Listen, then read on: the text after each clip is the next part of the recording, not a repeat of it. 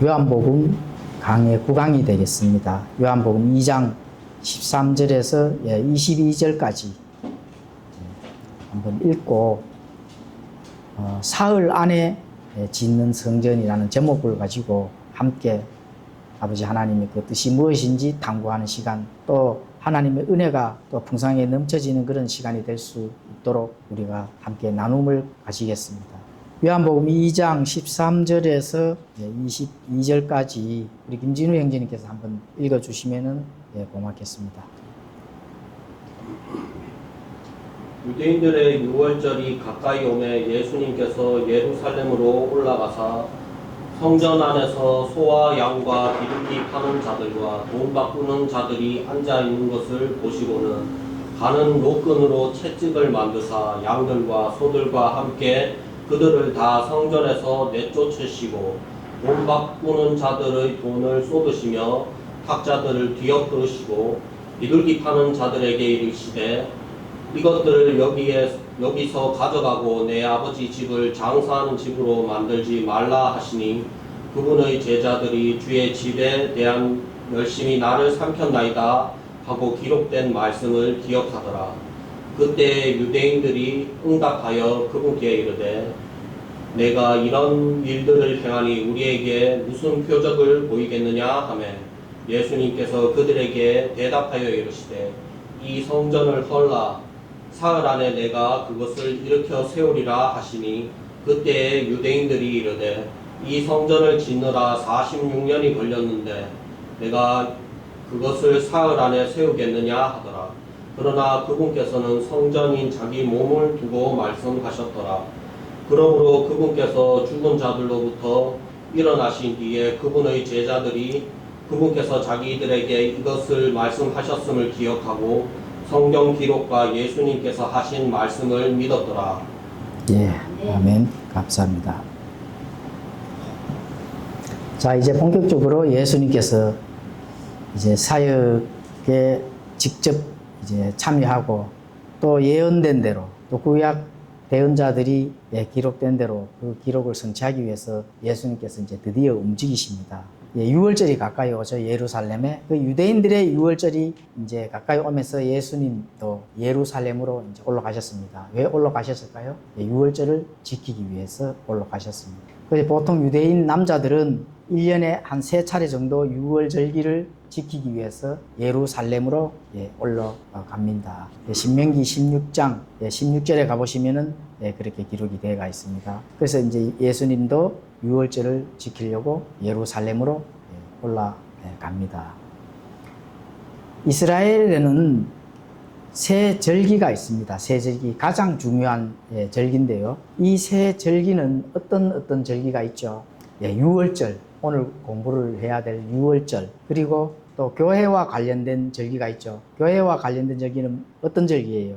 오순절, 성령 강림절이라고 하잖아요. 그죠? 오순절. 그리고 또 마지막으로는 장막절. 이 장막절은 성경에서 어떤 그 해를 가지고 장막절을 할까요? 개역 성경은 뭐 초막절 이렇게 짓는데 장막절, 천년왕국 때를 가지고 장막절기라고, 천년왕국 때. 자, 그래서 이 세 절기는 유대인들에서 가장 중요한 절기인데 이 세 절기에는 이방인들도 모였습니다. 이방인들도 예루살렘에 모이고 또 각 지방에 흩어진 유대인들도 함께 예루살렘으로 이 절기를 지키기 위해 이제 모이게 됩니다. 예수님은 바로 율법 아래서 태어나셨기 때문에 율법을 모두 지키셨거든요. 사람은 지키지 못하는데 예수님은 지키셨습니다. 그러니까 율법을 지켰다 하는 그 자체만으로도 구약은 바로 그 율법을 강조하는 시대잖아요. 그죠? 율법을 지켜야 되는 시대거든요. 그러면은 예수님이 사역의 그 당시에는 구약입니까? 신약입니까?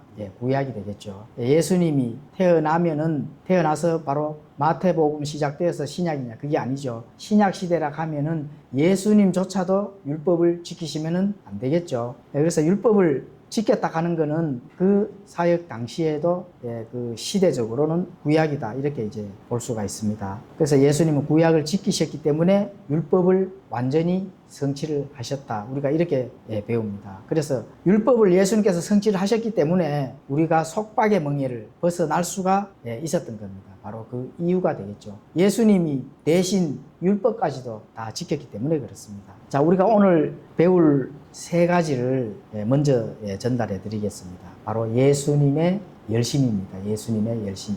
예수님께서는 그 열심을 통해서 모든 일을 성취를 했다는 겁니다. 예루살렘 성전에서 예수님의 그 열심을 볼 수가 있습니다. 그리고 또 예수님 자신의 생명을 누구에게 전달해줘요?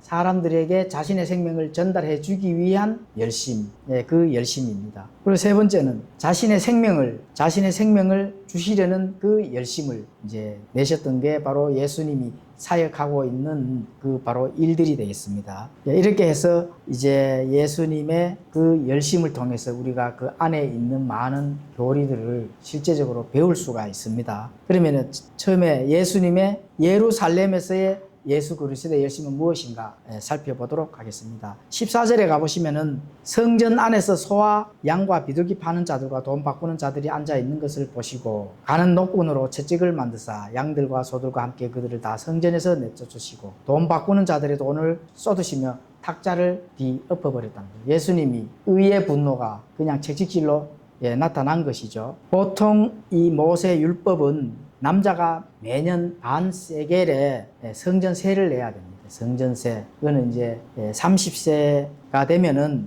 보통 이 남자들은 이 세금을 내야 됩니다. 의무적으로 내야 됩니다. 그래서 이 반 세겔은 은 가격으로 한 8g 정도, 2돈 정도 되는 그런 금액이 되겠습니다. 자, 그래서 이제 하나님에 대한 예수님의 열심이 이제 드러나는 겁니다. 이 성전에서. 왜 드러나요? 첫 번째 예수님께서 해야 될 일들이 바로 성전을 어떻게 해요? 깨끗하게 해야 될 필요성이 있었는 겁니다. 그 성전을 깨끗하게 하는 그 열심, 그거를 이제 스타트 하신 겁니다. 그런데 성전을 왜 깨끗하게 해야 되는지는 우리가 지금 방금 문맥을 읽었죠, 그죠?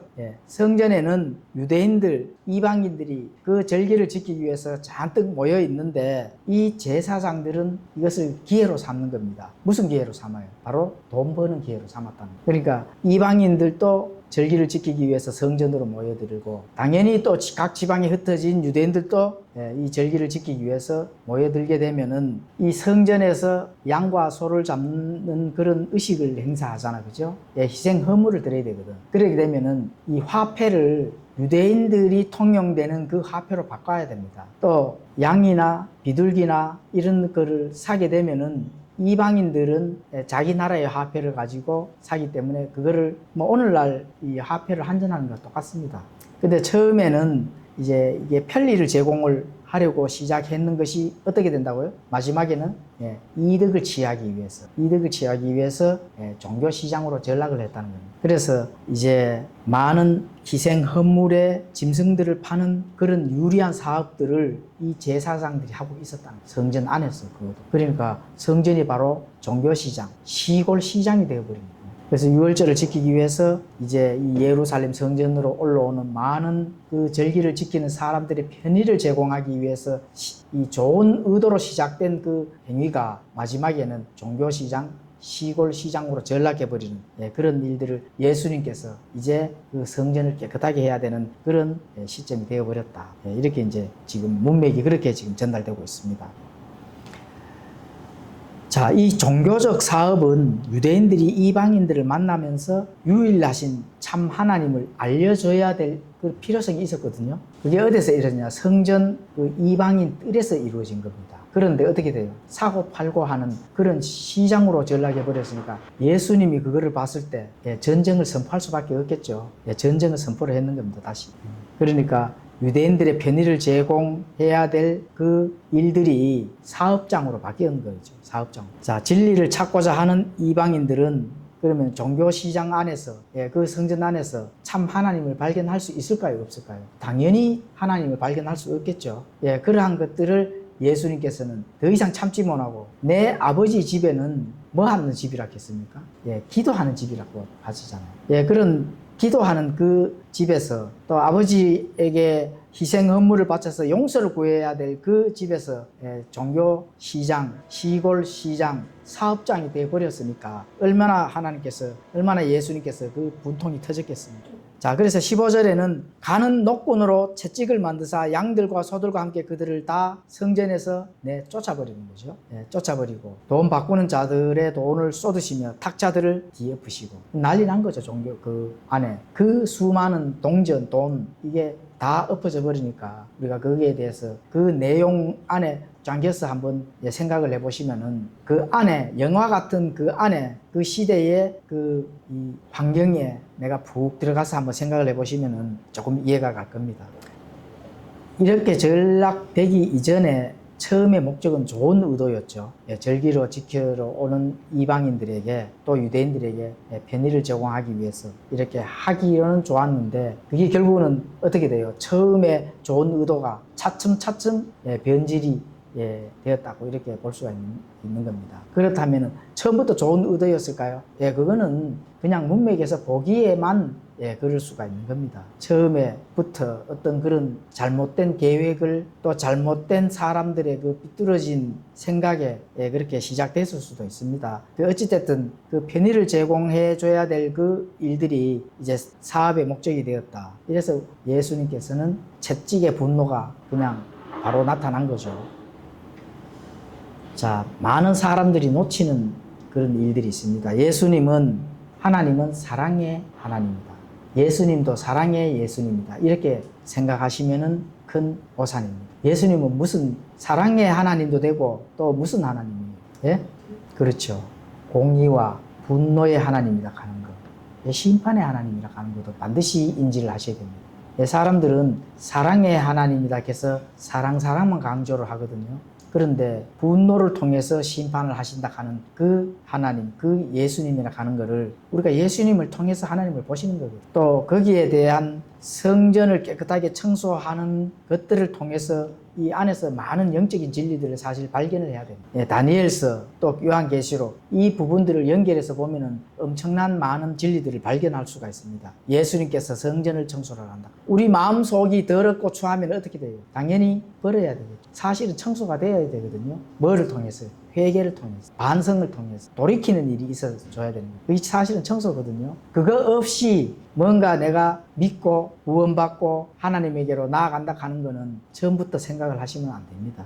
자, 16절에는 비둘기 파는 자들에게 이르시되 이것들을 여기서 가져가고 내 아버지 집을 장사하는 집으로 만들지 말라 하시니 그분의 제자들이 주의 집에 대한 열심이 나를 삼켰나이다고 기록된 말씀을 기억하더라. 자, 여기서 내 아버지 집을 장사하는 집으로 만들지 말라 하는 거거든요. 성전을 돈 버는 장소로 만들지 말라는 겁니다. 그래서 제사장들의 그 정신 상태, 영적 상태를 우리가 인지를 할 수가 있는 거거든요. 자, 제사장들은 입으로는 하나님께 영광을 돌립니다. 그런데 실제로는 뭐예요?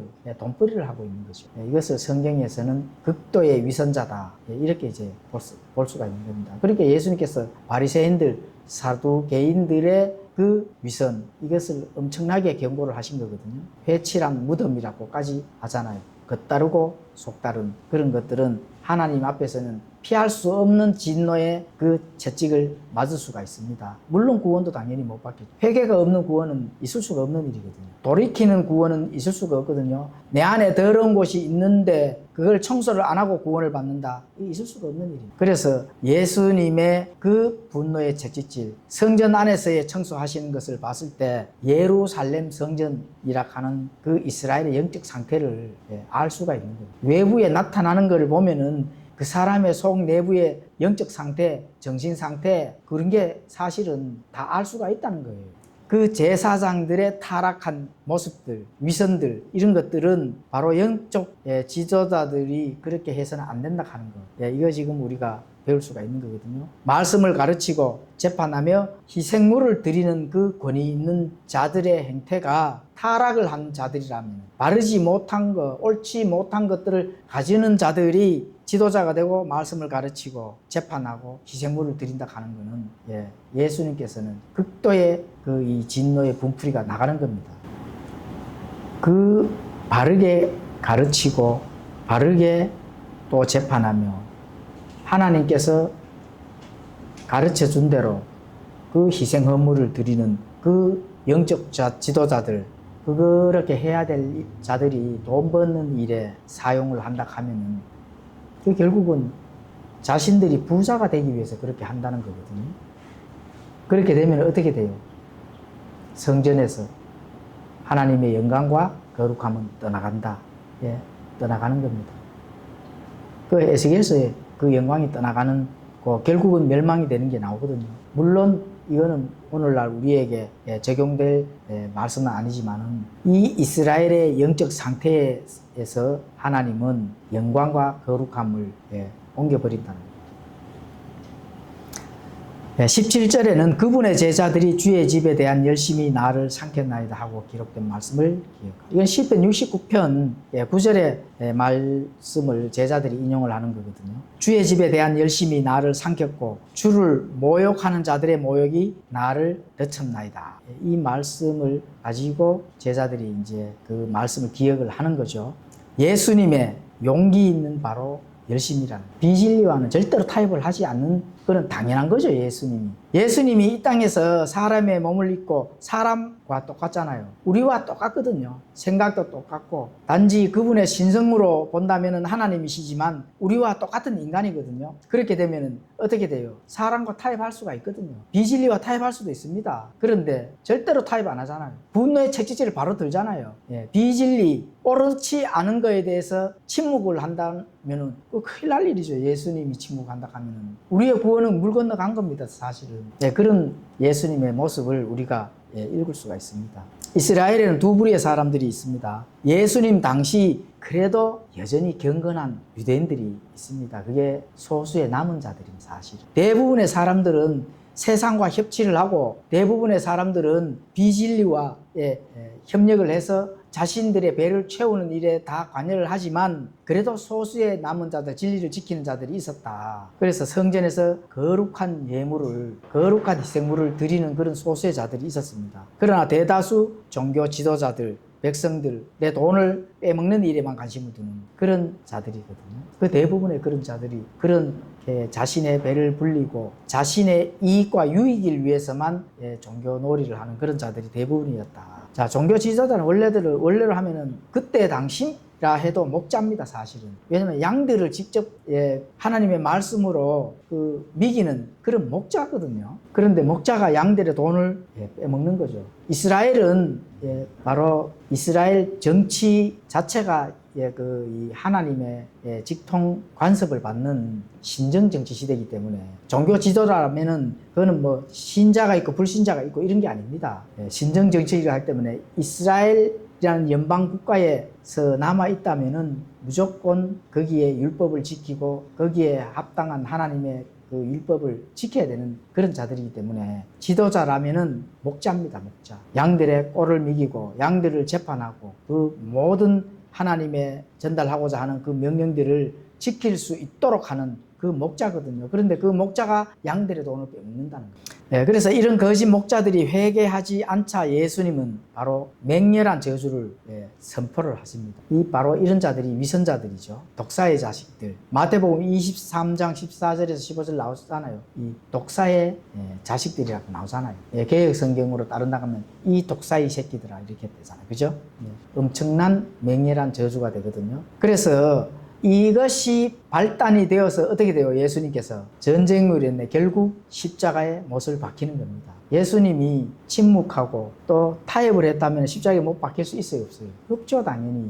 전쟁을 선포를 하고 싸웠기 때문에 결국은 이런 비진리와 타협하는 이런 자들, 협치를 하는 이런 자들에 의해서 십자가에 못을 박히는 겁니다. 진리가 결국은 승리했기 때문에 우리가 구원을 받는 거예요. 그런 것들을 우리가 반드시 교훈으로 배워놔야 됩니다. 그 내적 그 진리들을 우리가 발견을 해야 되거든요. 왜 예수님이 십자가에 못 박혔어요? 전쟁을 선포했기 때문에 못 박힌 겁니다. 그리고 못 박혀서 승리하셨기 때문에 우리가 예수님에 의해서 구원을 받는 거고요. 타협을 하면은 없습니다. 타협을 하면은 내가 싸우기 싫어. 진리가 아닌데 그냥 뭐 어떨라고 이렇게 했더라면은 반드시 거기에 대한 대가는 따라오게 마련입니다.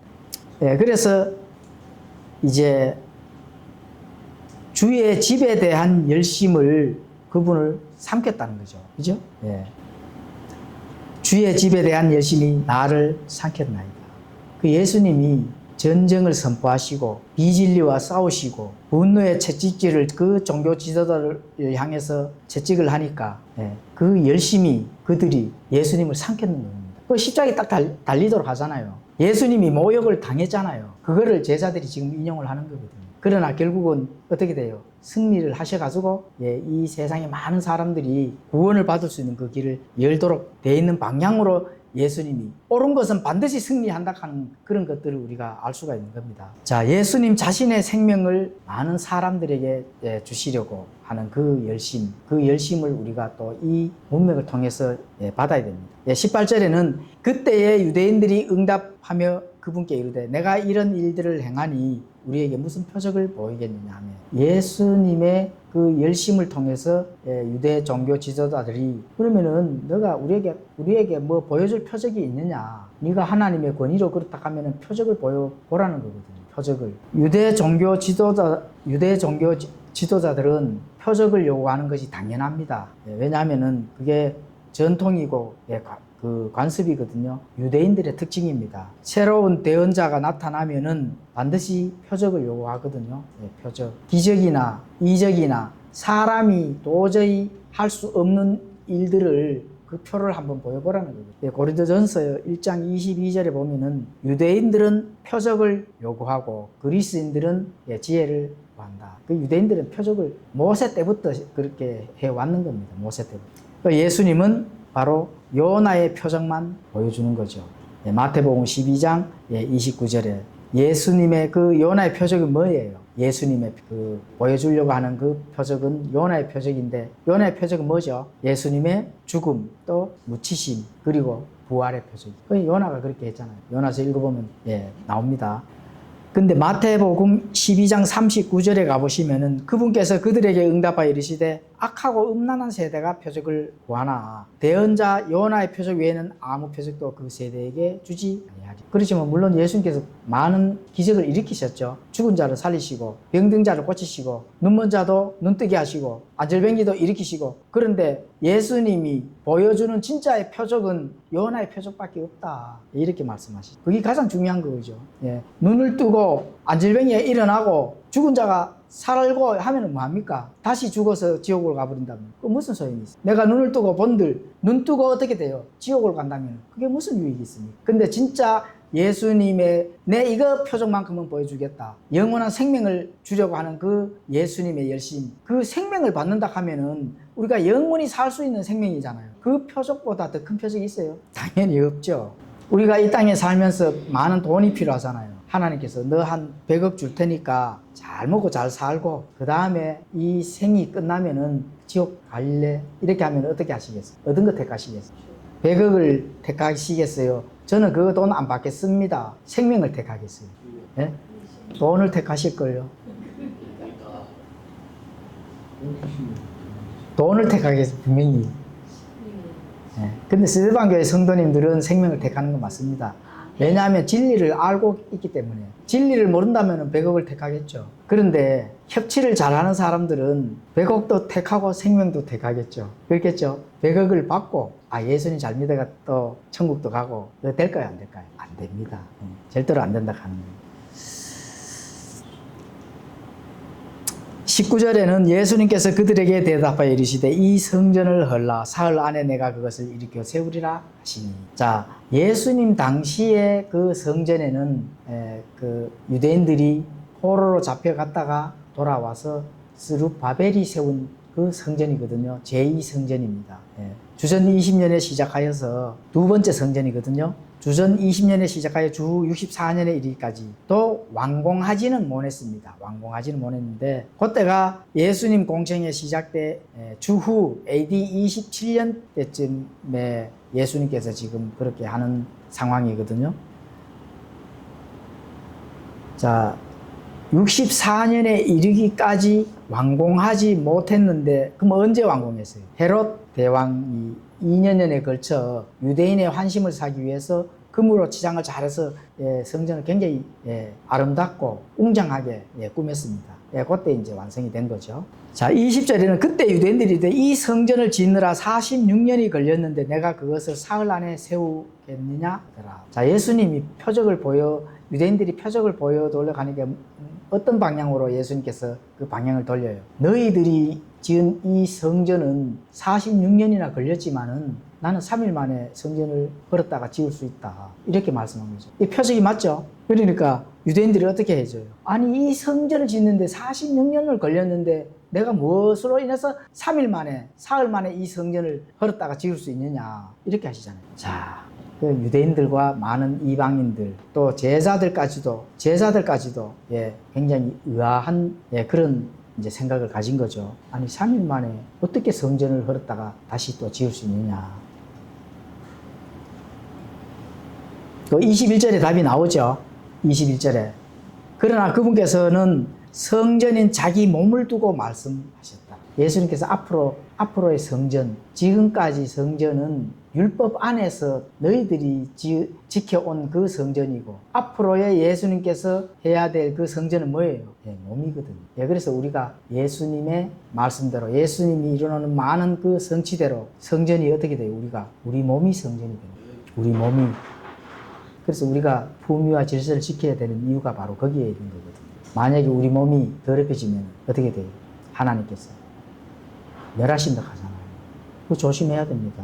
왜냐하면 우리 몸이 성전이기 때문에 그렇습니다. 성전인데 사고 팔고 먹고 마시고 세상에 속해져 있으면 돼요, 안 돼요? 안 되죠. 그러면은 예수님께서 어떻게 해요? 청소를 하신다니까. 없애버린다니까요. 지금 그걸 우리가 교훈을 바로 받으셔야 됩니다.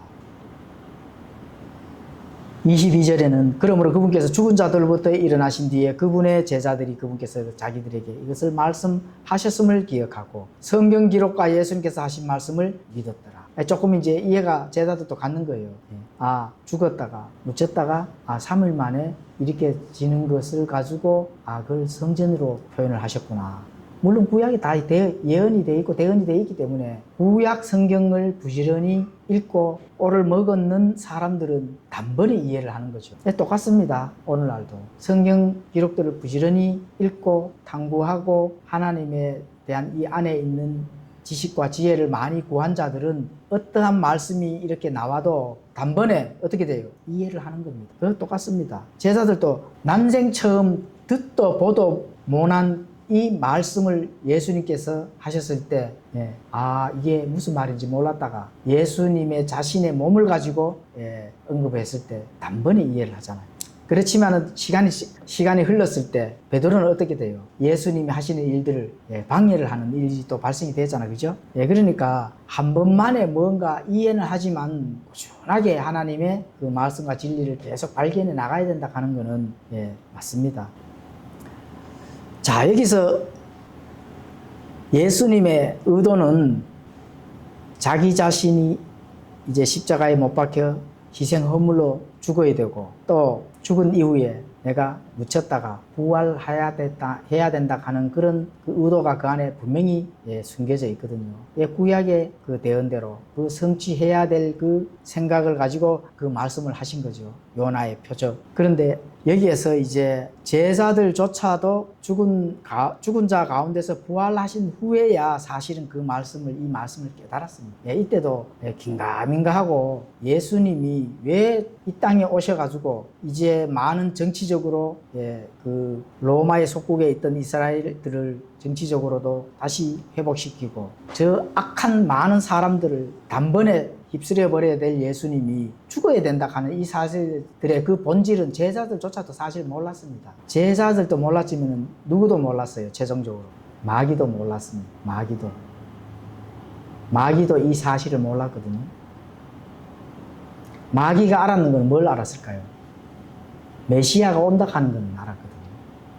메시아가 온다 하는, 여자의 몸에서 메시아가 온다 하는 걸 알았기 때문에 창세기 6장에 가보시면은 니무롯이 나오잖아요. 세미나미스가 나오거든요. 그 세미나미스가 나오는 그런 자들이 여자의 몸에서 나오는 그것이 메시아가 된다 하는 그런 사실들을 마귀들은 그것을 통해서 메시아를 못 오도록 지금까지 예수님이 오시기까지 또 못 오도록 막게 했는 겁니다. 그렇죠. 그 혈통, 그 계보를 막아버리면은 메시아가 안 오거든요. 그거는 마귀들이 이제 알고 있는 거죠. 그런데 마귀들도 그래서 예수님이 자신이 희생 헌물로 십자가에 달려서 죽는다 하는 건 마귀들 자체도 상상도 못할 일입니다. 단번에 그렇게 승리를 하는 거죠. 단 한 번 영원히 완전하게 일을 딱 깔끔하게 끝마친다 하는 건 마귀가 알았을까요? 몰랐을까요? 아니, 몰랐죠. 그러니까 단번에 승리를 하는 겁니다. 예, 그 사실은 질질질 싸워서 뭐 겨우 승리하고 이런 게 아니에요. 예수님이 단번에 그냥 단칼에 죄들을 제거할 수 있는 그 길이거든요, 바로. 자, 그런데 죽음, 매장, 부활이라 하는 이 사실들을 조롱거리로 삼은 자들이 있습니다. 유대 종교 지도자들도 재판관들,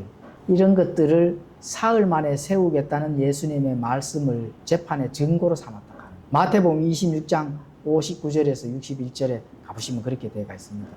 성전을 헐어서 자신이 성전을 3일 만에 지을 수 있겠다 하는 이거를 그 죄의 대가로, 죄의 증거로 제시를 하는 거거든요. 아무리 예수님의 죄를 찾아도 죄가 나타나지 않는 거거든요. 나타나지 않으니까 어떤 사람이 이 예수가 3일 만에 성전을 헐었다가 지운다 하더라. 예, 이렇게 이제 그 증거를 가지고 그 유대 지도자들, 종교 지도자들한테 딱 갖다 미니까 그걸로 또 종교 지도자들이 증거를 삼아서 예수님을 죄인으로 몰아서 십자가에 달릴 수 있는 그런 법적 요건을 충족시킨 거죠. 자, 어떤 사람들은 또 십자가에 달리신 예수님을 보고 재판관들이 증거 삼은 사흘 만에 성전을 세우겠다는 이 말을 조롱거리로 삼았다. 마태복음 27장 40절에 가보면 그렇게 돼요. 이거 정말 사흘 만에 세우는지 한번 내려와서 세워봐. 이렇게 하시잖아요. 십자가에 달리신 그 고통이 엄청난 그 예수님을 바라보면서, 쳐다보면서 조롱거리로 사흘 만에 내려와서 한번 성전을 지어봐. 이렇게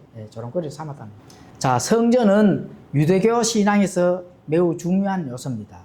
왜 성전은 유대교 신앙에서 굉장히 중요한 요소냐? 그 안에 하나님이 거하신다 하는 거는 유대인들이 더 잘 알고 있죠. 그래서 성전의 희생 헌물을 통해서 그 하나님께서 죄를 용서해 준다 하는 그런 거에 바로 율법을 지켜온 민족들이기 때문에 잘 알죠. 그래서 유대인들의 의식, 희생 예물 드리는 것은 다 성전에서 이루어졌습니다. 그래서 이런 게 다시 말하면은 그 물리적 건물만 있으면 복을 받는다. 이렇게 이제 생각을 하는 거죠. 자, 하나님은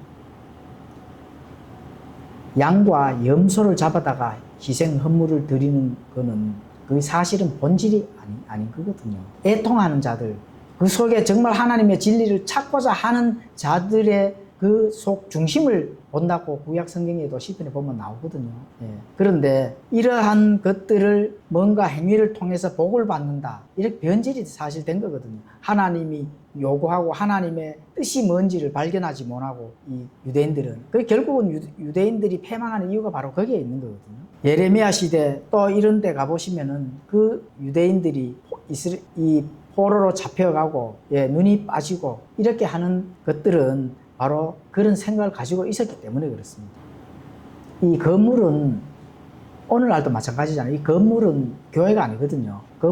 교회는 사람 한 사람 다시 태어나서 애통함과 긍휼을 구하는 그 구원받은 자들이 바로 교회입니다. 교회. 구원받은 자들이. 그런데 이제 이 유대인들은 그런 건물이 헐어진다고 생각하니까 깜짝 놀라는 거죠. 예수님이 헐어버리고 3일 만에 내가 다시 짓겠다. 그러니까 이제 이 너희들이 지금까지 복을 받기 위해서 희생 헌물을 가지고 양과 소를 잡은 이 건물 더 이상 필요 없어. 이렇게 선포를 한 겁니다. 너희들 이제 여기서 예배드릴 필요가 없다. 헐고 3일 만에 내가 짓겠다. 이렇게 이 율법의 그 시스템을 아예 폐기를 시켜버리는 그 선포의 장입니다. 그렇게 되면은 율법이 폐기되고 이 건물을 헐어버리겠다 하면 앞으로는 어떤 시대가 열려요? 은혜와 진리의 시대가 열린다는 겁니다.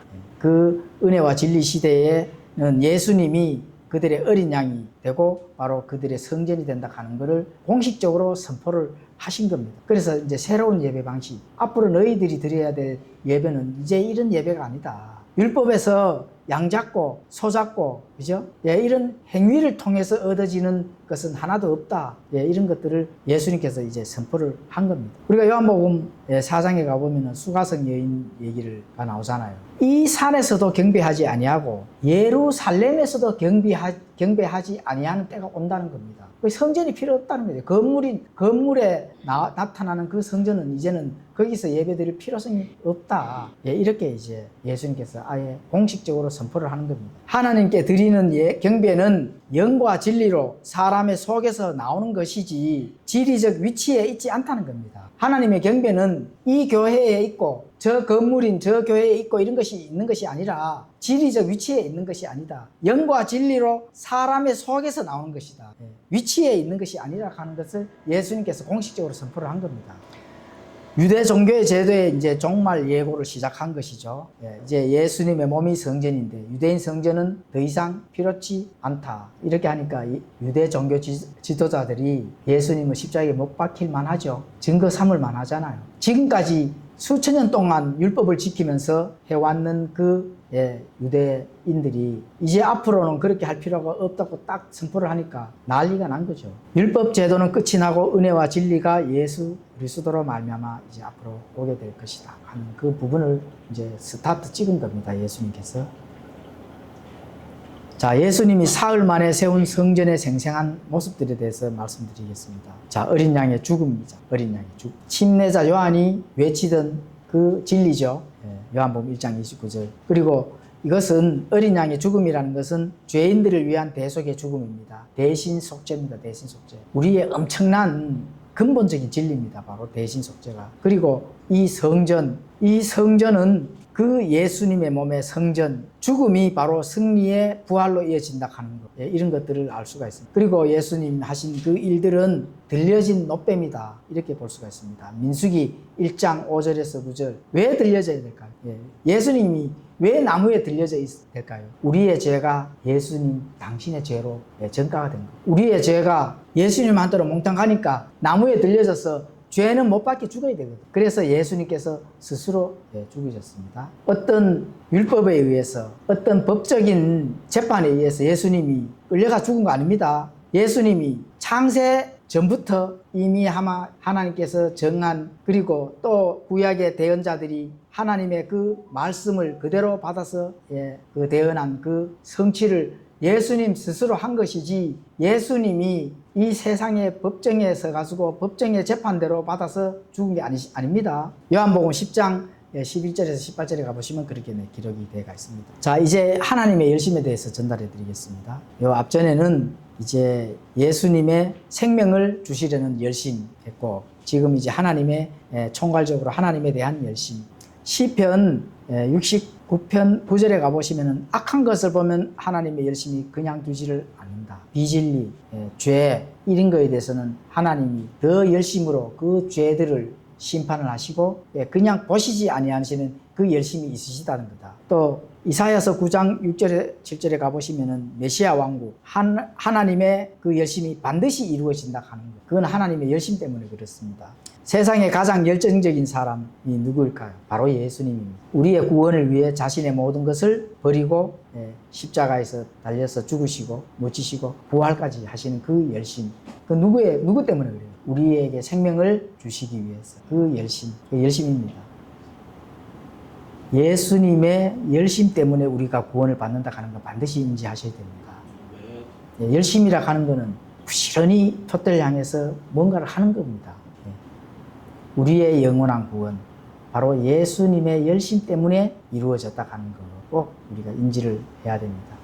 시편 119편 139절에 말씀들이 붕괴될 때 내 열심이 나를 소멸시킨다 하는 꼭 인지를 하셔야 됩니다. 내 원수들이 주의 말씀들을 잊었으므로 내 열심이 나를 소멸시켰나이다. 말씀을 잊어버릴 때 나의 열심이 소멸된다 하는 거 꼭 인지를 하셔야 됩니다.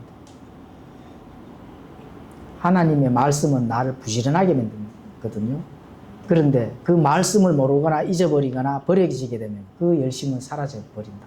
없습니다, 그러면. 그래서 하나님의 말씀이 그만큼 중요하고 또 거기에서 뜨거운 사랑이 나온다 하는 거 꼭 인지를 하셔야 됩니다. 사람은 하나님의 형상대로 창조되었기 때문에 반드시 성공하는 사람은 열정적인 사람만이 성공을 합니다. 하나님의 열심이 바로 하나님의 모습, 하나님의 형상대로 창조된 사람은 절대로 게으르지 않고 열심을 낸다 하는 거예요. 열정적입니다. 뭘 하나를 하더라도. 그럼 반드시 성공을 하게 돼 있다 하는 사실을 꼭 인지를 해야 됩니다. 이거는 우리가 그냥 세상에서 나오는 어떤 그런 좋은 교훈이 아니고 성경이 그렇게 말씀하는 겁니다. 내 열심이 나를 소멸시켰다는 거예요. 왜 하나님의 말씀을 잊어버려요? 우리의 열심이 다른 사람들을 변화를 시켜요. 그게 하나님을 믿는 그리스도인으로서의 영적 상태입니다. 사실은. 그게 하나님의 열심이 바로 나의 열심이 되어야 된다. 예, 그게 굉장히 중요한 얘기죠. 예, 그렇죠. 예, 그래서 고린도후서 9장 2절에 가보시면은 너희의 열심이 참으로 많은 사람들을 분발하게 하였느니라. 예, 너의 열심이 많은 사람들을 같이 열심히 낼 수 있도록 그렇게 했다는 겁니다. 예, 그래서 무엇이든지 뒤로 물러나 있으면 안 돼요. 열심을 내야 됩니다. 하나님의 진리 안에서 진리를 발견하는 가운데 믿음 안에서 열심을 내었을 때 하나님의 열심이 나의 열심이 되고 반드시 그 열심히 열정적으로 변해서 하나님께서는 그것 꼭 승리하는 길로 갈 수 있다 하는 거 꼭 인지를 하셨으면 좋겠습니다. 기도하겠습니다.